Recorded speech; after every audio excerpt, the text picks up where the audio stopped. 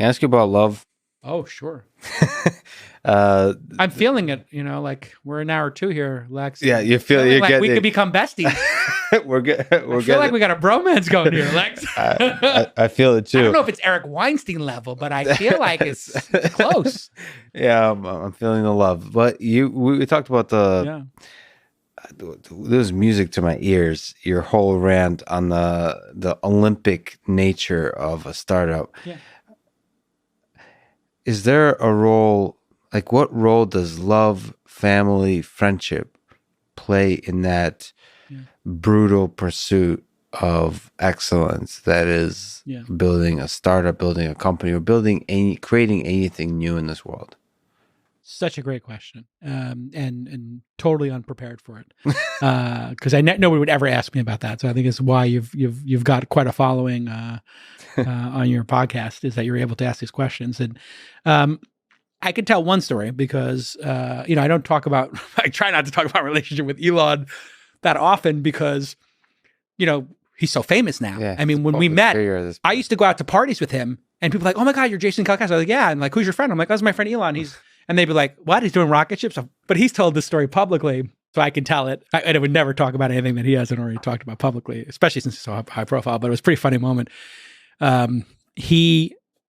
was a moment in time when Tesla almost went out of business, and you've probably heard the story many times. But it was during the financial crisis, and they were running out of money.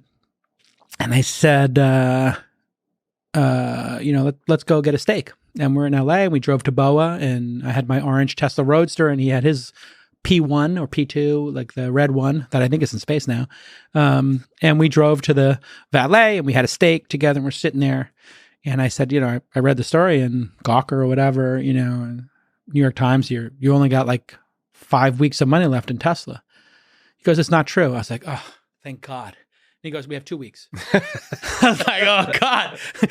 I was like, "Well, what's going on with the rocket ship company?" Yeah. I know you did the one last month, and don't you have one coming up? He's like, "Yeah, we got the third one coming up." I was like, "Well, how's that going?" He said, "Well, we blow that one up. There's no more SpaceX." I was like, "So 2 weeks of money left in Tesla, and SpaceX, you blew up the first 2 rockets, you blew up the third, SpaceX is over." He's like, "Yeah." I was like, "I can loan you a couple $1 million. I don't have like a ton." He's like, "It's okay. Our friend beep has loaned me some money." And Elon's been super public about this. I would never tell the story unless he hadn't been, but he was talking. He never said who it was, but somebody had loaned him money to keep him afloat. He was functionally bankrupt. Yeah. I mean, he had the equity in the companies, but the equity was quickly becoming worth zero, and the financial crisis. And he's figuring out if he's going to go on vacation for Christmas or not. And he's on the phone trying to, save both companies. And I said, "Certainly there must be some good news." And he takes out his BlackBerry to date this conversation. There are no iPhones. Takes out his BlackBerry and he starts swiping, and he says, "Don't tell anybody. This is what I'm building." And he shows me the Model S. And nobody knew that he was working on the Model S. We knew he was doing the Roadster and was trying to save the company. And I looked at it and I was like, "That's gorgeous." It was the clay models. So it was a full-size clay model. So there's human beings standing around a clay version of this tiny little BlackBerry picture. I'm scrolling through remember that little pad or the ball on the BlackBerry? I'm scrolling through it. I'm like, "This is fucking great." And I just said to him, I was like, "What's the range going to be?" He says, "Well, I think we get 250 miles. I was like, 250 miles? He's like, "Yeah, I think it'll be the safest car ever." I said, "What is it going to cost?" He says, "I think this could cost eventually $50,000, $60,000.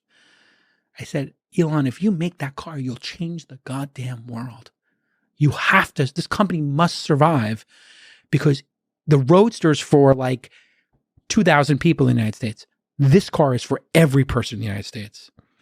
Every single person in the United States will want this car if it's $50,000. And maybe some of the people who have $20,000 or $30,000 cars won't be able to afford it, but they'll all want it. Mm-hmm. It's gorgeous."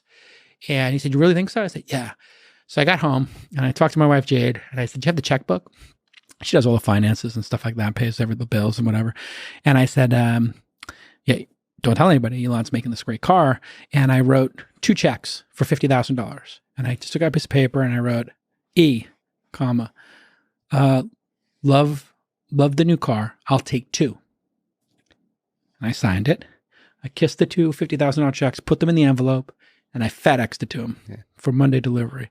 And I said to Jade, that $100,000 is going to be gone in 48 hours because it will pay for 1 or 2 days of payroll on Tesla. So we just added, like, instead of 2 weeks in a row, he's got 12 days. Yeah. And the checks don't cash. But then I read a story that he's closed the money, he saved the company in like the next week or two. And a couple of months later, the checks get cashed. And I'm like, okay. 3 years later, I get an email. Your reservation number, it's from Tesla. Yeah. Your reservation number is 000000001. And then 5 seconds later, your reservation number is 0000073. And I forwarded the number 1 to Elon. And I said, you know, I can't take number 1, signature number 1. I can't take that. That's yours. Yeah. And he's like, oh, I got 5 of them. And besides, you're the first person who ordered it.